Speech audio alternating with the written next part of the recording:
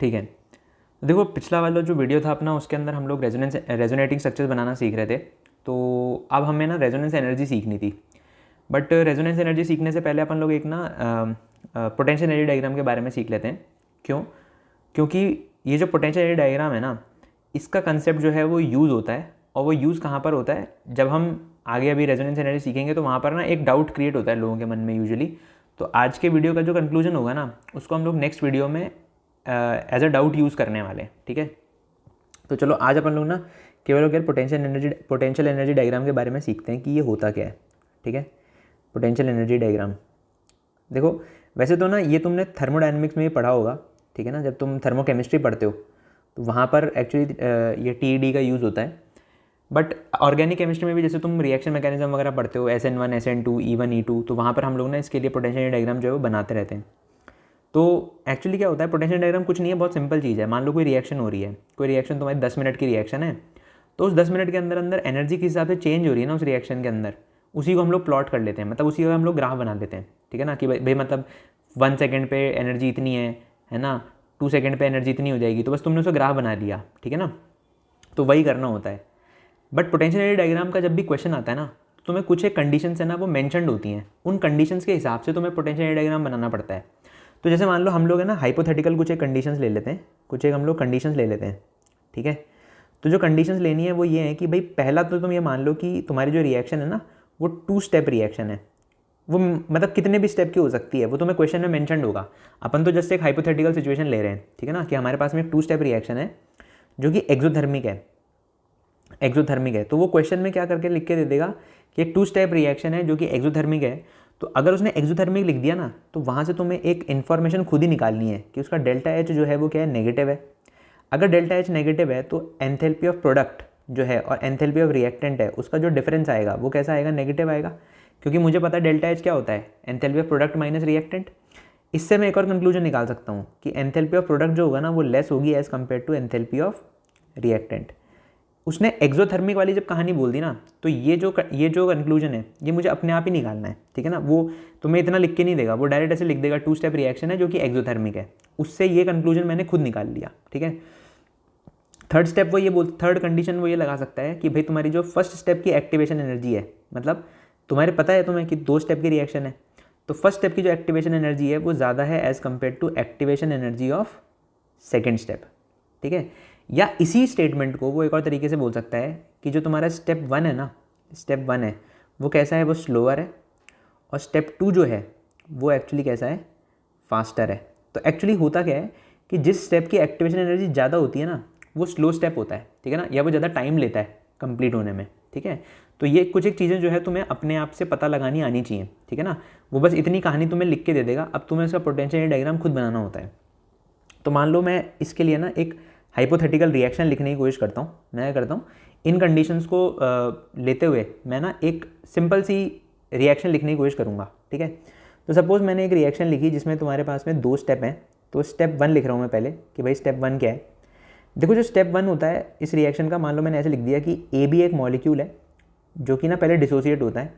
तो जब A B dissociate हो रहा होगा तो ए और बी का ना एक ऐसा सिचुएशन आएगा, एक ऐसा टाइम आएगा जहाँ पे ए और बी के बीच का बॉन्ड 50% बना होगा और 50% टूटा होगा। ये मतलब तुम ऐसा समझ सकते हो कि ना तो उस पॉइंट पे ए और बी के बीच का बॉन्ड कंप्लीटली टूट चुका होगा और ना ही वो कंप्लीटली बना हुआ होगा। ठीक है ना, मतलब एक ऐसी सिचुएशन होगी कि 50% बॉन्ड बना है, 50% बॉन्ड टूटा हुआ है। तो तुम ऐसे लिख सकते हो कि एक ऐसी सिचुएशन होगी जहाँ पे 50% तुम बोल सकते हो बॉन्डेड है और 50% तुम बोल सकते हो कि ए और बी कैसे हैं, नॉन बॉन्डेड है। ठीक है, ये तुमने एक सिचुएशन क्रिएट कर दी। तो ये जो तुमने बनाया ना ए डैश डैश डैश बी, इसको अपन लोग बोलते क्या है, इसका एक नाम होता है, इसका नाम होता है ट्रांजिशन स्टेट। ट्रांजिशन स्टेट, यहाँ पे हम इसको ट्रांजिशन स्टेट 1 बोल देते हैं। क्या बोल देते हैं, ट्रांजिशन स्टेट 1 बोल देते हैं। क्यों? क्योंकि अभी एक और ट्रांजिशन स्टेट बनेगी तो वहाँ पे उसको ट्रांजिशन स्टेट 2 बोल देंगे। यहाँ पे तुम्हें एक चीज़ पता होनी चाहिए हमेशा। ठीक है ना, वो ये है कि जो ट्रांजिशन स्टेट होती है ना वो एक हाइपोथेटिकल कंसेप्ट है। वो क्या है, हाइपोथेटिकल कंसेप्ट है। मतलब ऐसा कुछ रियलिटी में एग्जिस्ट नहीं करता। ऐसा कभी नहीं होता कि तुम्हारे रिएक्शन मिक्सचर में एक ऐसी स्पीशीज़ बन के एग्जिस्ट करेगी जहाँ पे ए और बी के बीच में 50% बॉन्ड बना होगा, 50% बॉन्ड टूटा होगा। ये तो अपनी कल्पना की उपज है, हमने समझने के लिए बना लिया। ठीक है ना। तो ध्यान रखना ये हाइपोथेटिकल होता है, तुम इसको आइसोलेट नहीं कर सकते हो, ठीक है ना। ये भी बहुत इंपॉर्टेंट पॉइंट है कि it can not be isolated. तो हम सिंपल लिख लेते हैं कि ये नॉन आइसोलेबल है, ठीक है। अब मान लो कि तुम्हारे पास में ए था वो डेल्टा पॉजिटिव था और बी जो था वो डेल्टा नेगेटिव था, तो ए और बी के बीच का बॉन्ड कैसे टूटेगा कि तुम्हारे पास में ए प्लस बनेगा और बी माइनस बन जाएगा। ये तुम्हारा स्टेप 1 जो है वो कंप्लीट हो गया, ठीक है। और इस स्टेप की एक्टिवेशन एनर्जी जो है उसको मैंने क्या बोल दिया, EA1। एक्टिवेशन एनर्जी क्या होती है, रिएक्टेंट को ना हमेशा प्रोडक्ट में कन्वर्ट करने के लिए कुछ एनर्जी देनी पड़ती है, तो जो एनर्जी तुम सप्लाई करते हो ना वो क्या कहलाती है, एक्टिवेशन एनर्जी कहलाती है, अगर तुम्हें एक्टिवेशन एनर्जी के बारे में नहीं पता है तो, ठीक है ना। बाकी तुम इसका एक और मतलब समझ सकते हो कि जो स्टेप 1 है वो क्या है, तुम्हारा स्लो स्टेप है, ठीक है। ये तुम्हें समझ में आना चाहिए कि एक्टिवेशन एनर्जी 1 जो है वो ज़्यादा है एक्टिवेशन एनर्जी 2 से, ठीक है ना, ज़्यादा है एक्टिवेशन एनर्जी 2 से। तो तुम यहाँ पे एक और कंक्लूजन निकाल सकते हो कि ये तुम्हारा स्लो स्टेप होगा as compare to second step. अब आते हैं अपन लोग सेकेंड स्टेप के ऊपर, ठीक है ना। स्टेप 2 के बारे में बातें लिखते हैं। देखो स्टेप 2 में क्या होगा, स्टेप 2 में सपोज ये जो ए प्लस है, ये जो ए प्लस है उसकी रिएक्शन मैंने सी माइनस के साथ में कराई, तो ए प्लस की रिएक्शन जब मैं सी माइनस के साथ में कराऊंगा तो ए और सी के बीच का बॉन्ड बन रहा होगा, ठीक है। तो फिर से वही कंडीशन आएगी कि एक ऐसी सिचुएशन आएगी जहाँ पे 50% ए और सी के बीच का बॉन्ड बना हुआ होगा, मतलब ए और सी 50% बॉन्डेड होंगे और 50% कैसे होंगे, नॉन बॉन्डेड। मतलब कोई भी एक मॉलिक्यूल जो है ए सी के बीच में, उसमें ए और सी के बीच का जो बॉन्ड है ना वो ना तो कम्प्लीटली टूटा है ना कम्प्लीटली जुड़ा हुआ है, ठीक है ना। तो होगा क्या कि ए और सी जो है फर्दर ए सी में कन्वर्ट हो जाएगा और ए सी क्या कहलाएगा, अपना प्रोडक्ट कहलाएगा। अच्छा, ये जो बना ना ए डैश डैश डैश सी, इसको हम लोग क्या बोलते हैं, ट्रांजिशन स्टेट 2 बोलते हैं। और जो हमने ऊपर पढ़ा ट्रांजिशन स्टेट 1 के लिए कि भैया वो हाइपोथेटिकल है और नॉन आइसोलेबल है, वो कंडीशन ट्रांजिशन स्टेट 2 के लिए भी वैलिड है। अब ये जो ए प्लस और बी माइनस बनते हैं ना, इनको हम लोग क्या बोलते हैं, इनको हम लोग बोलते हैं भाई इंटरमीडिएट्स। ये तुम्हें पता होने चाहिए, ये क्या कहलाते हैं, इनको हम लोग इंटरमीडिएट्स बोलते हैं। और ये कैसे होते हैं, ये रियल होते हैं, ये बात ध्यान रखना, ये रियल है, मतलब ये हाइपोथेटिकल नहीं है। जैसे हमने ट्रांजिशन स्टेट के बारे में पढ़ा ना, वैसी कंडीशन नहीं है यहाँ पे। ये कैसे होते हैं, रियल होते हैं, एग्जिस्ट करते हैं और तुम इसको आइसोलेट भी कर सकते हो। तो ये कैसे होते हैं, आइसोलेबल होते हैं, ठीक है ना। और तुम्हारे पास में जो AC है वो AC क्या है, वो है तुम्हारे पास प्रोडक्ट, ये प्रोडक्ट है। और ये जो AB है वो क्या है तुम्हारे पास में, रिएक्टेंट। तो अगर तुम यहाँ पर एक सिंपल सा फ्लो लिखना चाहो, फ्लो चार्ट बनाना चाहो, तो तुम कैसा बना सकते हो कि भाई देखो तुम्हारे पास पहले रिएक्टेंट थे, तुम्हारे पास क्या था पहले, तुम्हारे पास में रिएक्टेंट थे, ठीक है। रिएक्टेंट से तुमने क्या बनाया, देखो ट्रांजिशन स्टेट 1, और ट्रांजिशन स्टेट 1 से तुमने बनाया इंटरमीडिएट्स। रिएक्टेंट से तुमने TS1 बनाया, TS1 से तुम इंटरमीडिएट बना रहे हो, इंटरमीडिएट से तुम क्या बना रहे हो भैया, TS2 बना रहे हो। देखो ना ये भी तो इंटरमीडिएट्स ही हैं, इंटरमीडिएट ही है ये। तुमने जो इंटरमीडिएट बनाया था ना A प्लस, उसका तुम यूज़ कर रहे हो बस आगे, ठीक है। तो तुमने क्या किया, रिएक्टेंट था, रिएक्टेंट से तुमने TS1 बनाया, TS1 से तुमने इंटरमीडिएट बनाया, इंटरमीडिएट से TS2 बनाया और TS2 से फर्दर तुम क्या बना रहे हो भैया, प्रोडक्ट बना रहे हो, ठीक है। ये इस पूरे को हमने एक स्टेप के अंदर लिख के दिखा दिया कि भाई जो पूरी रिएक्शन है जो 2 स्टेप में अपन लोग कंप्लीट कर रहे हैं, ये उसका पूरा फ्लो चार्ट है।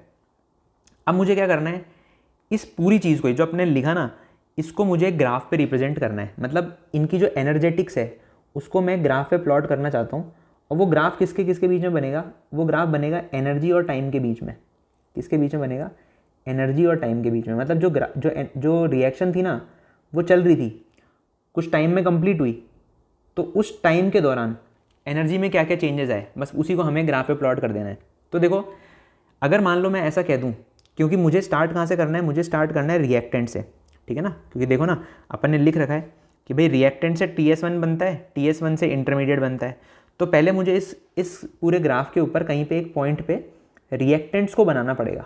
सपोज ये वाला पॉइंट मेरा क्या है, ये मेरा रिएक्टेंट का पॉइंट है, ठीक है। और मुझे कहीं पे प्रोडक्ट भी बनाना पड़ेगा। तो प्रोडक्ट का जो पॉइंट होगा वो इसकी एनर्जी से ज़्यादा है, मतलब इससे ऊपर आएगा या इससे नीचे आएगा। वो कहानी हमें कहाँ से पता चलेगी, वो हमें पता चलेगी इस इन्फॉर्मेशन से। देखो यहाँ पे जो तुमने लिखा ना एक्सोथर्मिक है, तो तुमने यहाँ से क्या क्या क्या रिजल्ट निकाला कि प्रोडक्ट की एनर्जी कम है और रिएक्टेंट की एनर्जी ज़्यादा है। तो अगर ऐसा है और तुम बोल रहे हो कि यार ये तुम्हारे पास में रिएक्टेंट है, तो डेफिनेटली जो तुम्हारा प्रोडक्ट होगा ना वो यहाँ कहीं एग्जिस्ट करेगा, ठीक है। प्रोडक्ट यहाँ कहीं एग्जिस्ट करेगा, क्यों? क्योंकि तुमने अभी अभी देखो यहाँ पे लिख लिया कि तुम्हारे पास जो रिएक्टेंट जो प्रोडक्ट है उसकी एनर्जी क्या है, कम है, और रिएक्टेंट की एनर्जी ज़्यादा है। तो इसका मतलब, और तुम एक्सिस पे बना रहे हो तो इस एक्सिस पे ऊपर वाला पॉइंट क्या डिनोट कर रहा है, हायर एनर्जी को डिनोट कर रहा है। तो रिएक्टेंट की एनर्जी ज़्यादा हो गई, प्रोडक्ट की एनर्जी कम हो गई।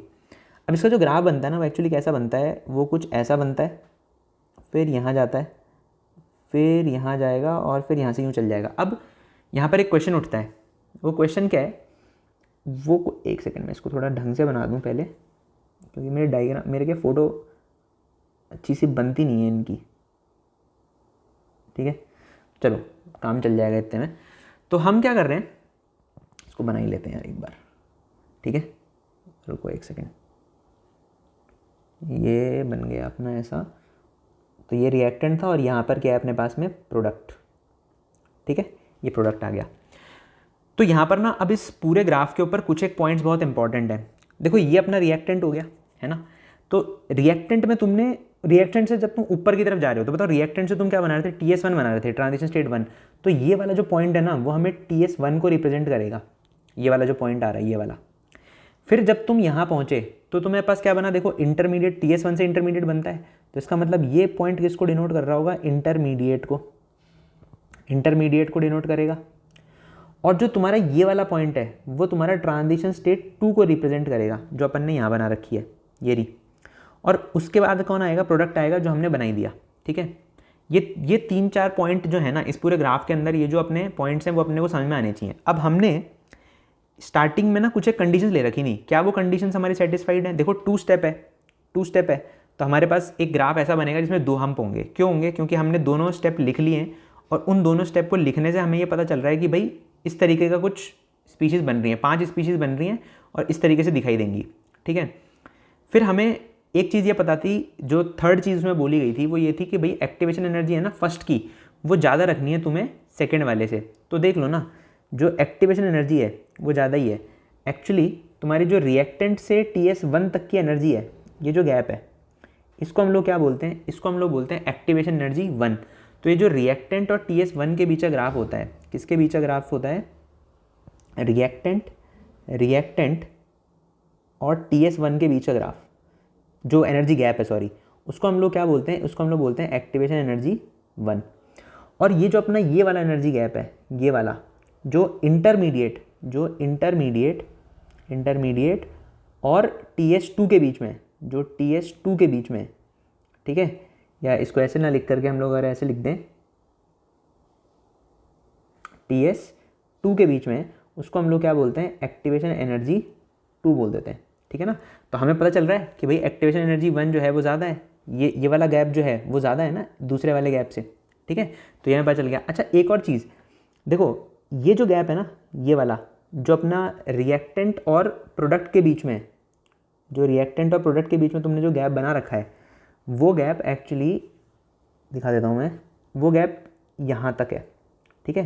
तो ये जो गैप है ना वो तुम्हारा डेल्टा एच है, डेल्टा एच है। अब डेल्टा एच क्या होता था बताओ, डेल्टा एच सिंपल था, डेल्टा एच होता है enthalpy of product minus enthalpy of reactant.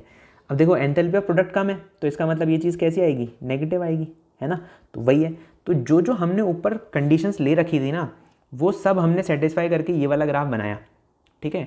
तो हमेशा एक बात ध्यान रखना। अच्छा हाँ, अब क्वेश्चन ये उठता है कि आपने ट्रांजिशन स्टेट की एनर्जी को हायर दिखाया है एज़ कम्पेयर टू इंटरमीडिएट, ऐसा क्यों? तो ऐसा होता है, ठीक है ना। ये तुम्हें ध्यान रखना पड़ेगा कि ट्रांजिशन स्टेट की जो एनर्जी होती है ना वो हमेशा ज़्यादा होती है एज़ कम्पेयर टू इंटरमीडिएट्स, ठीक है ना। बस ये तुम्हें ध्यान रखना पड़ेगा। अब तुमसे वो अलग अलग टाइप के ग्राफ बनवा सकता है, वो तुमसे ऐसा भी ग्राफ बनवा सकता था, वो बोल सकता था कि भाई मान लो तुम्हारे पास में कोई एंडोथर्मिक ग्राफ है, तो एंडोथर्मिक है तो तुम क्या करोगे, अगर तुमने रिएक्टेंट यहाँ दिखा रखा है ना तो तुम्हारा प्रोडक्ट डेफिनेटली रिएक्टेंट के से ऊपर ही एग्जिस्ट करेगा, ठीक है। अगर वो ऐसा बोल देता कि भैया सेकंड स्टेप स्लो है, तो सेकंड स्टेप स्लो होता तो तुम क्या करते, जो सेकंड स्टेप है ना उसको ऊपर की तरफ बनाते और फर्स्ट स्टेप कहाँ रहता, नीचे की तरफ रहता। मतलब जो फर्स्ट ट्रांजिशन स्टेट होता वो कम एनर्जी का होता और सेकंड ट्रांजिशन स्टेट की एनर्जी फर्स्ट ट्रांजिशन स्टेट से क्या होती, ज़्यादा होती, ठीक है ना। तो वो ग्राफ मतलब चेंज हो जाता है कंडीशन टू कंडीशन, जो जैसी कंडीशन दी होगी वैसा तुम्हें ग्राफ बनाना पड़ेगा। अब एक्चुअली इससे ना तुम कंक्लूजन क्या निकालने वाले हो, जो तुम्हारे पास में नेक्स्ट वीडियो में हम एज अ डाउट यूज़ करेंगे, तो वो ये है कि भाई इस ग्राफ से हम लोग एक चीज़ देख रहे हैं, इस ग्राफ से हम लोग क्या देख रहे हैं कि जैसे मान लो हम यहाँ से स्टार्ट हुए, यहाँ गए और फिर यहाँ से हम यहाँ आ गए। तो इस ग्राफ में हमने ये देखा कि क्योंकि एनर्जी इस एक्सिस पे है, एनर्जी, एक सेकेंड, एनर्जी तुम्हारी इस एक्सिस पे है और टाइम तुम्हारा इस एक्सिस पर है, ठीक है। तो ऊपर जाने पर एनर्जी क्या हो रही है, बढ़ रही है। तो जैसे जैसे तुम्हारी एनर्जी बढ़ रही है तुम ग्राफ में कहाँ पहुँच रहे हो, ऊपर की तरफ बढ़ रहे हो। या तुम ऐसा कह सकते हो कि जो तुम्हारी एनर्जी है ना वो इन्वर्सली प्रोपोर्शनल है किसके, स्टेबिलिटी के, स्टेबिलिटी के। मतलब ये होता है स्टेबिलिटी, हाँ ठीक है।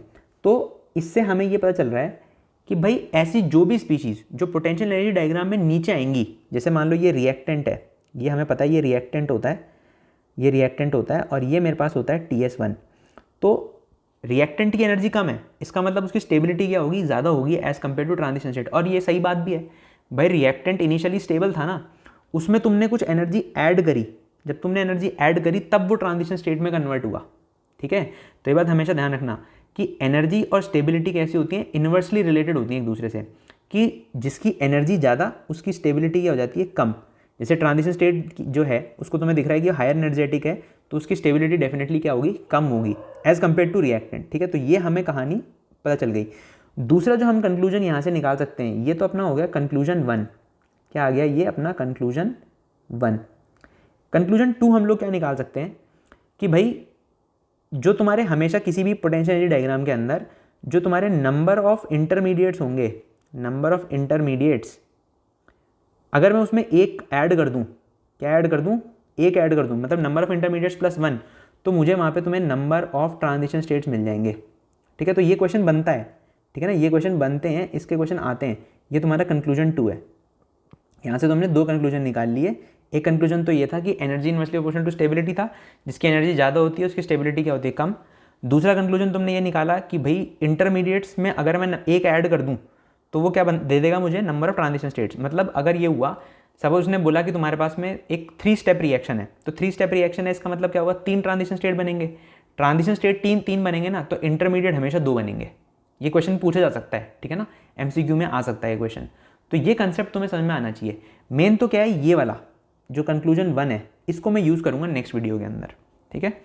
तो चलो फिर ख़त्म करते हैं इसको और नेक्स्ट वीडियो में मिलेंगे। अगर ये देखा है तो अगला वाला ज़रूर देखना, कुछ ना कुछ बढ़िया सीख के जाओगे, ठीक है। चलो।